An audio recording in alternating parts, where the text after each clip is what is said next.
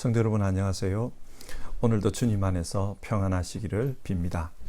오늘 하나님께 예배하실 때 하나님께서 우리 각자에게 필요한 말씀의 은혜를 주시기를 바랍니다. 그러면 사도신경으로 우리의 신앙을 고백하겠습니다. 나는 전능하신 아버지 하나님 천지의 창조주를 믿습니다. 나는 그의 유일하신 아들 우리 주 예수 그리스도를 믿습니다. 그는 성령으로 잉태되어 동정녀 마리아에게서 나시고 본디오 빌라도에게 고난을 받아 십자가에 못 박혀 죽으시고 장사된 지 사흘 만에 죽은 자 가운데서 다시 살아나셨으며 하늘에 오르시어 전능하신 아버지 하나님 우편에 앉아 계시다가 거기로부터 살아있는 자와 죽은 자를 심판하러 오십니다. 나는 성령을 믿으며 거룩한 공교회와 성도의 교제와 죄를 용서받는 것과 몸의 부활과 영생을 믿습니다. 아멘. 찬송가 369장, 옛날 통합찬송가로는 487장입니다. 죄짐 맡은 우리 구주, 우리 1절 같이 부르겠습니다.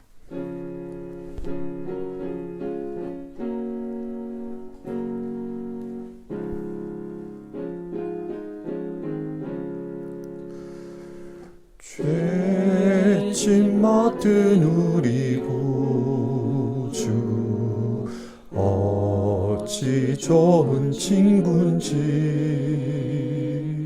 걱정 근심 무거운지 우리 주께 맡기세. 주께 고함 없는 고로 복을 받지 못하네. 사람들이 어찌하여 아랠 줄을 모를까.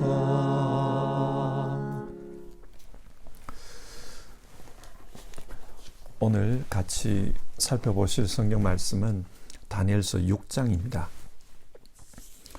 6장의 말씀 중에서 1절에서 10절까지를 한 절씩 교독하겠습니다. 다리우스는 자기의 뜻대로 나라 안에 지방장관 120명을 세워서 나라를 다스리게 하였다. 또 그를 위해 정승 3사람을 세웠는데 다니엘도 그 가운데 한 사람이었다. 그리고 지방장관들이 정승들에게 업무를 보고하게 하여 왕에게 피해를 끼치는 일이 없도록 하였다. 그런데 다니엘이 다른 정승들이나 지방 장관들보다 더 우수하였으므로 왕이 그를 나라의 통치자로 임명하고자 하였다. 그러자 다른 정승들과 지방 장관들이 다니엘이 나라 일을 잘못 처리한 것을 찾아내려 하였다. 그러나 그들은 그에게서 아무런 실책이나 허물을 발견하지 못하였다. 다니엘이 임무에 충실하여 아무런 실책이나 허물이 없었기 때문이다. 그래서 그들은 서로 말하였다. 다니엘이라 하는 자는 그가 믿는 신의 법을 문제 삼지 않고는 고발할 근거를 찾을 수 없다. 그리하여 총리들과 방백들은 왕에게로 나아가서 아뢰었다. 다리우스 임금님, 만수무강하시기를 빕니다. 이 나라 정승들과 대신들과 지방장관들과 고문관들과 총독들이 모두 의논한 바가 있습니다. 임금님이 법을 한 가지 만드셔서 금령으로 내려주시도록 요청하기로 하였습니다.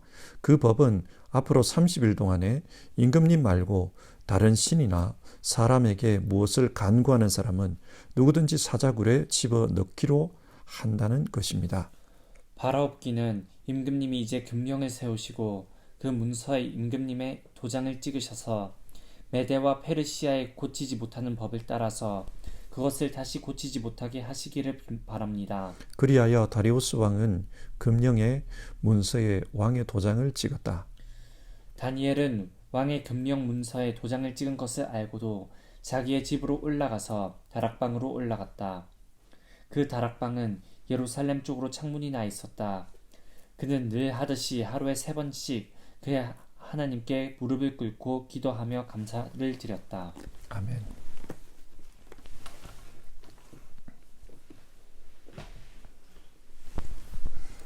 한국 부모님들은 자녀 교육에 엄청난 열의가 있습니다.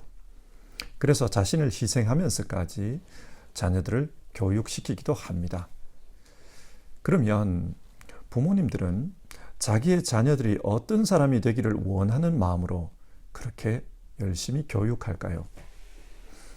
대부분의 부모님들은 자녀들이 행복한 삶을 살았으면 좋겠다, 그런 마음으로 교육을 시킵니다. 물론 무엇이 행복인가, 어떻게 하면 행복한가, 이 문제에 대한 생각들은 사람마다 다 다르겠지만 자녀가 행복하게 살았으면 좋겠다, 그 목적은 동일합니다. 그러면 하나님은 어떨까요? 우리 모두는 하나님의 자녀입니다. 우리의 부모이신 하나님은 우리가 어떻게 사는 것을 원하실까요? 마찬가지로 행복하게 사는 것을 원하십니다. 그래서 우리에게 믿음을 말씀합니다. 믿음으로 살아야 영원한 행복을 누릴 수 있습니다. 그러면 여러분, 구체적으로 어떻게 사는 것이 믿음으로 사는 것입니까? 하나님은 성경을 통해 우리에게 이 문제에 대해서 말씀하십니다. 그러면 오늘 본문 내용을 살펴보도록 합시다. 여러분, 다니엘서 6장에 등장하는 다니엘은 어떤 사람입니까? 1절을 보시면 다니엘서 6장의 시간적인 배경이 나오는데 다리우스 왕이 다스릴 때입니다. 주전 539년 페르시아와 메대 연합군이 바벨론을 정복했습니다. 그리고 다리우스가 왕으로 즉위합니다. 왕위에 오른 다리우스에게 제일 급한 것은 제국을 새롭게 정비하는 것이었습니다. 그래서 바른 국정 철학을 세우고 건강한 나라의 기반을 만드는 것이 중요했습니다. 그러기 위해서 훌륭한 인재를 등용해야 합니다. 그리고 그들로 하여금 국가를 운영하도록 그렇게 만들어가는 것이 중요했습니다. 그래서 다리우스 왕은 전국을 120개의 지방으로 나누고 그곳에 120명의 지방 장관을 임명합니다. 그리고 그 지방 장관을 3명의 총리들이 관리하게 했습니다. 아마도 이 총리들은 국가 재정을 돌보는 것, 국가 질서를 유지하는 것, 국방을 강화하는 것, 이처럼 국정 전반을 관리하는 그런 사람들이었을 것입니다. 다니엘은 이 3명의 총리 중에 한 명이었습니다. 그러니까 정치적으로 아주 높은 그런 사람입니다. 근데 여러분 한번 생각해 보십시다.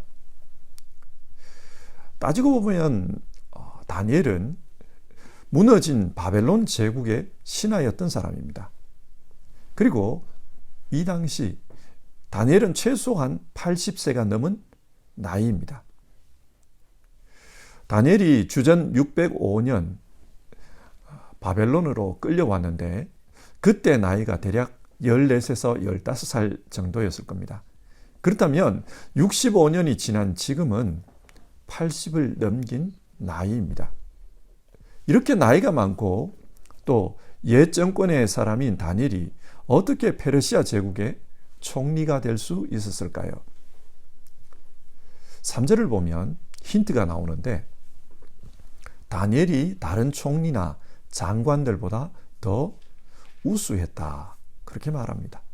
여기서 우수했다는 말은 히브리어로 야티르인데 이 단어는 탁월하다, 그런 뜻입니다. 그러니까 다니엘은 다른 사람들에게 없는 그런 탁월한 능력이 있었습니다. 그 탁월한 능력이 무엇입니까? 다니엘서 5장 14절에서는 다니엘 안에는 신들의 영이 있었다, 명철과 총명과 탁월한 지혜가 있었다, 그렇게 말합니다. 그렇기 때문에 인간이 알 수 없는 그런 꿈도 알아맞히고 또 하나님의 손이 쓴 신비한 글자도 읽고 해석했습니다. 사람들이 보기에 다니엘은 하나님이 함께하기 때문에 사람으로서는 도저히 범접할 수 없는 그런 뭔가가 있었습니다. 그래서 다리우스는 다니엘을 나라의 통치자로 임명하고자 했던 겁니다. 3절 끝부분을 보면요, 왕이 그를 나라의 통치자로 임명하고자 하였다. 다니엘은 탁월한 사람이었습니다. 자, 이런 다니엘의 능력을 보고 왕이 다니엘을 신뢰하자 다니엘에게 위기가 찾아옵니다. 어떤 위기입니까? 다른 총리들과 지방 장관들이 다니엘을 시기했습니다. 그래서 다니엘이 업무상에 있어서 실수한 것이 없나 그것을 찾아내려고 혈안이 되어 있었습니다. 한 번만 실수해봐라. 그렇게 벼르고 있었던 거예요. 사람 사는 세상은 어디나 비슷한 것 같습니다. 자기가 올라가기 위해서는 자기 위에 있는 사람을 끌어내려야 합니다. 또는 자기와 비슷한 위치에 있는 그 라이벌들을 제거해야 합니다. 아마 페르시아 명문가 출신의 정치인들 중에는 망해버린 전 정권 출신의 다니엘, 그것도 팔레스타인의 작은 나라에서 포로로 끌려온 그 사람이 제국의 제1총리가 되어 있다는 것, 그것이 못마땅했을 것입니다. 어떻게든 찍어내고 싶었던 겁니다.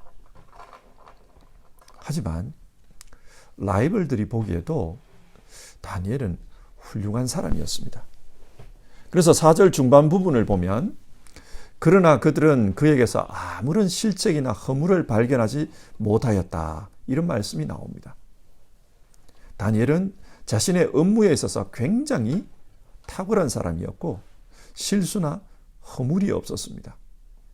그래서 라이벌들이 이런 말을 합니다. 5절인데요.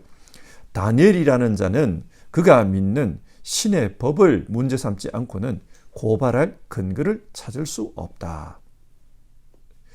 율법과 충돌되는 그런 법안을 만들어서 다니엘을 제거해야 한다. 그런 의미입니다. 그러면 율법과 충돌되는 법안이란 어떤 법안입니까? 그 내용이 7절에 나오는데요. 30일 동안 왕을 제외한 다른 신이나 사람에게 기도하는 사람은 누구든지 사자굴에 던지자. 그런 법안이었습니다. 이 법안에 대해서 왕이 어떤 반응을 보였는가? 9절을 보면 왕이 이 법안에 도장을 찍었다고 합니다. 당시 페르시아는 왕이 조서에 도장을 찍으면은 이 법은 영원히 고치지 못하는 그런 법이 되고 맙니다. 변경할 수가 없게 됩니다. 왕이 그 조서에 도장을 찍었습니다. 찬성을 한 거죠. 그러면 왕은 이 법에 왜 찬성을 했을까요? 당연합니다. 정권 교체 후에 왕은 어떻게 하면 나라를 안전하게 운영할 수 있을까? 그것에 골몰합니다. 혹시라도 반란이 일어나지 않을까? 나라가 분열되지 않을까? 그 걱정을 하고 있습니다. 그래서 왕 중심으로 똘똘 뭉쳐지는 나라가 되도록 하는 게 중요합니다. 그런데 신하들이 이 법안을 제안한 겁니다. 왕 외에게 다른 누구에겐가 기도하면 처벌합시다. 이 법안을 시행하면 왕에 대한 충성도를 시험해 볼 수 있습니다. 그래서 왕은 기뻐했습니다. 하지만 이 법안을 만드는 배경이 무엇이었나? 이 법안을 만든 목적이 무엇이었나? 다니엘의 라이벌들이 다니엘을 찍어내려는 음모가 있다는 것을 왕은 몰랐습니다. 한편 이 법안에 대한 소식을 전해들은 다니엘은 어떤 반응을 보입니까? 10절이 중요한데요. 다니엘은 왕이 금령 문서에 도장을 찍은 것을 알고도 자기의 집으로 돌아가서 다락방으로 올라갔다. 그 다락방은 예루살렘 쪽으로 창문이 나 있었다. 그는 늘 하듯이 하루에 3번씩 그의 하나님께 무릎을 꿇고 기도하며 감사를 드렸다. 다니엘은 늘 하던 대로 하나님께 기도를 드렸습니다. 예배를 드렸습니다. 하나님의 도성 예루살렘을 향해 무릎을 꿇고 감사하면서 그렇게 기도했습니다. 자신에게 시련이 다가올 것이라는 것을 다니엘은 압니다. 그러나 하나님께 기도하기를 멈추지 않았습니다. 여러분, 이렇게 하나님께 기도하기를 멈추지 않자 다니엘은 어떻게 되었습니까? 그 법안대로 사자굴에 떨어졌습니다.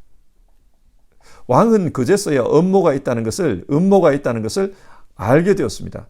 그래서 다니엘을 구해보려고 노력했지만 페르시아의 변경할 수 없는 법, 이 법을 어길 수는 없었습니다. 그래서 다니엘은 사자굴에 던져져 죽음의 문턱까지 간 겁니다. 그런데 기적이 일어납니다. 사자들이 다니엘을 건드리지 않았습니다. 어떻게 이런 일이 일어났는가? 22절은 이렇게 말씀해요. 나의 하나님이 천사를 보내셔서 사자들의 입을 막으셨으므로 사자들이 나를 해치지 못하였습니다. 하나님께서 천사들을 보내 다니엘을 보호해 주셨습니다. 이 사건을 경험한 왕은 기뻐하면서 다니엘을 얼른 사자굴에서 끌어올리라고 합니다. 그리고 대신에 다니엘을 죽이고자 했던 음모를 꾸몄던 그 신하들을 사자굴에 던지라고 합니다. 이후에 왕은 이런 조서를 공포합니다. 26절인데요. 내 나라에서 나의 통치를 받는 모든 백성은 반드시 다니엘이 섬기는 하나님을 공경하고 두려워해야 한다. 하나님은 이 다니엘을 통해서 영광을 받으시게 되었습니다. 자, 성경이 이 사건을 통해 우리에게 무엇을 말씀하려고 합니까?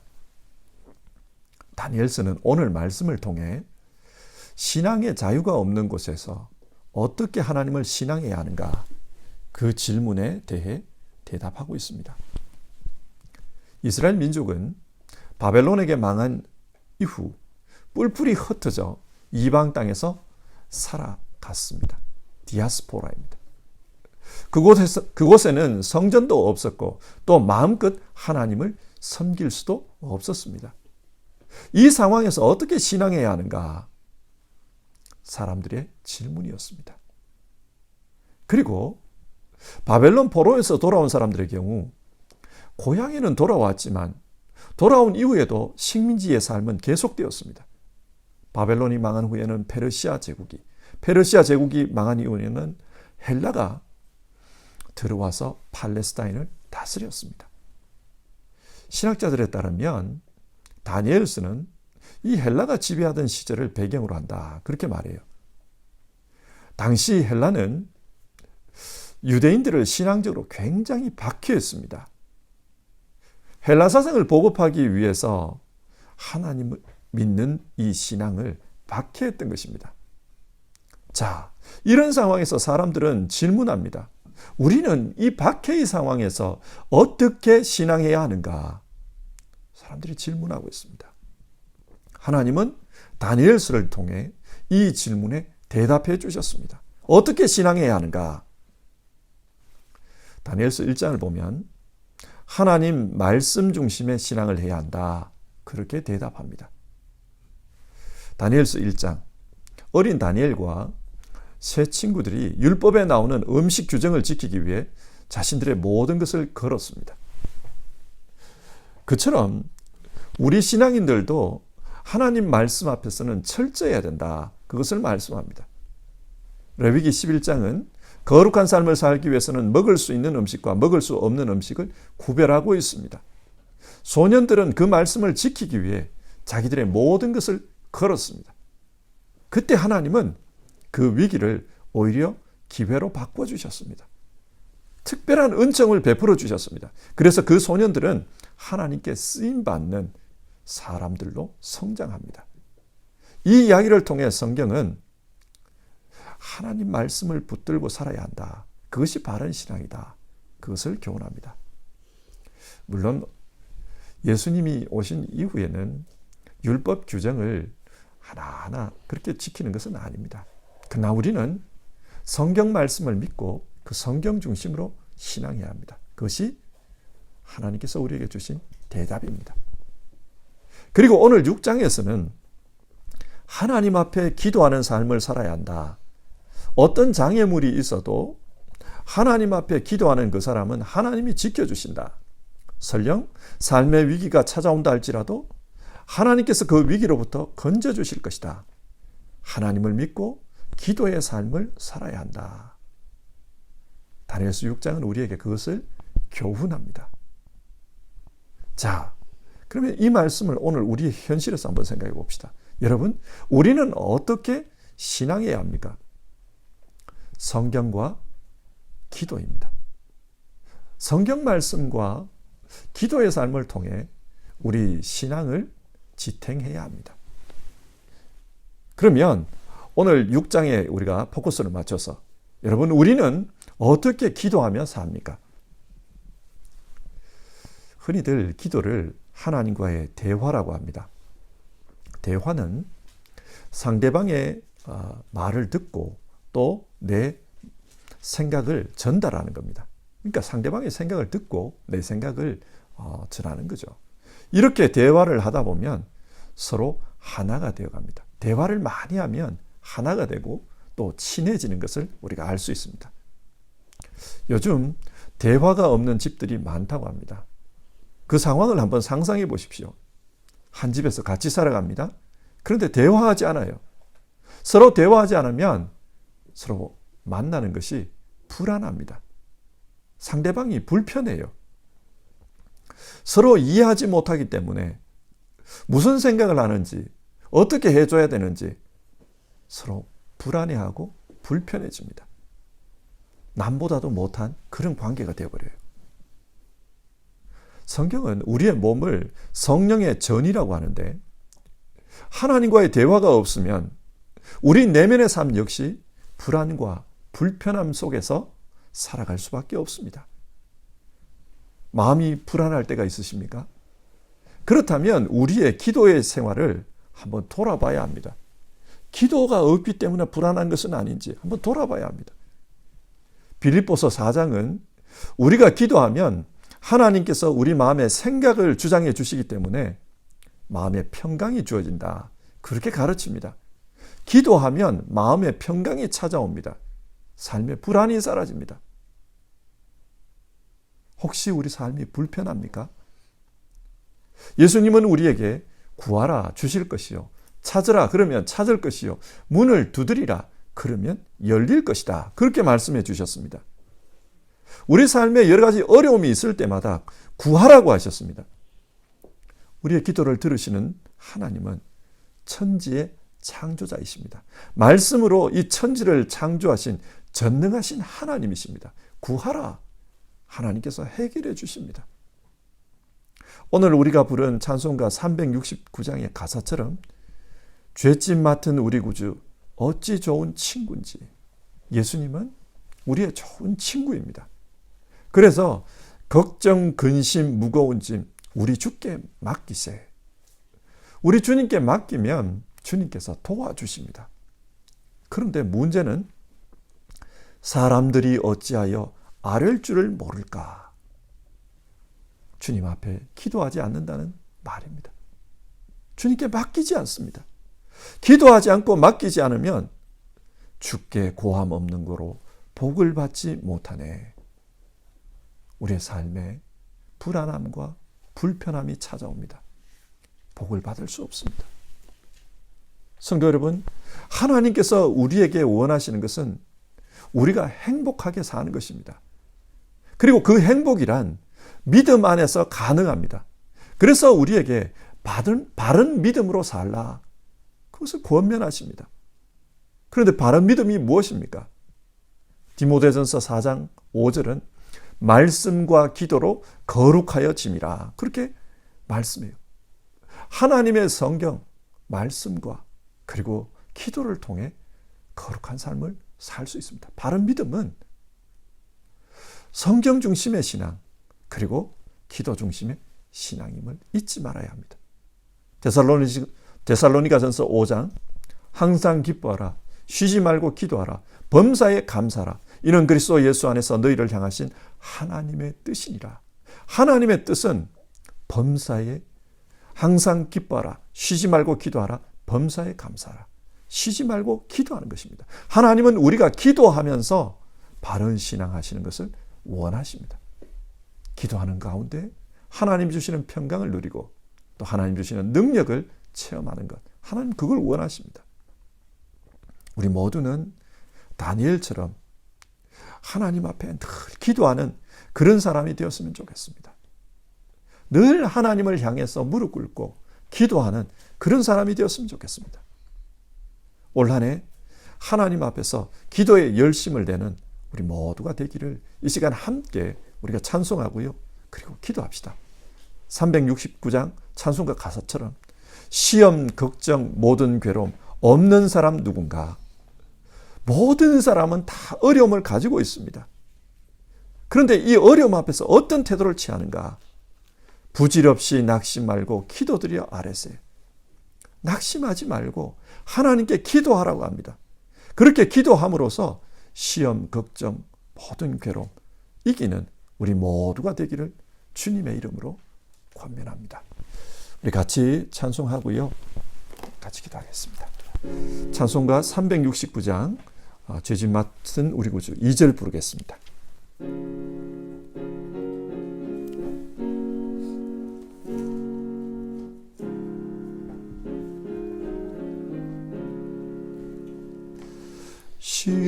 시험 걱정 모든 괴로움 없는 사람 누군가.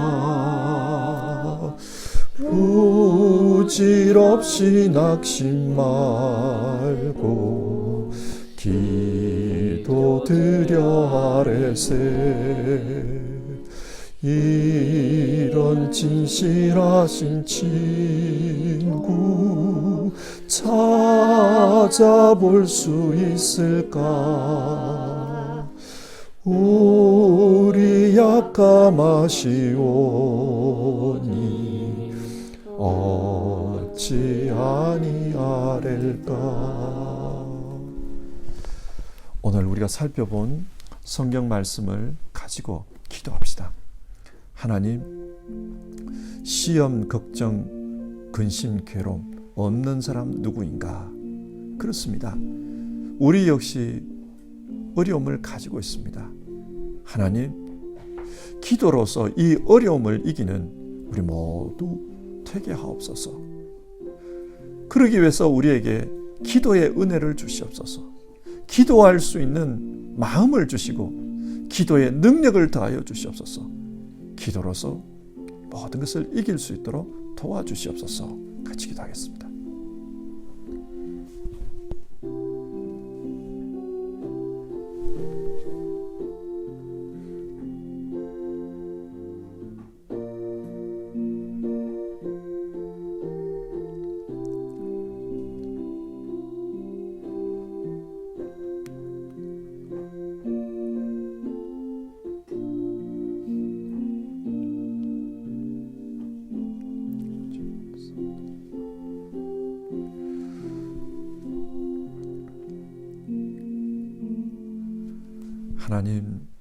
하나님께서 다니엘서를 통해 어떻게 신앙해야 하는가 하나님이 주신 대답을 우리가 살펴보았습니다.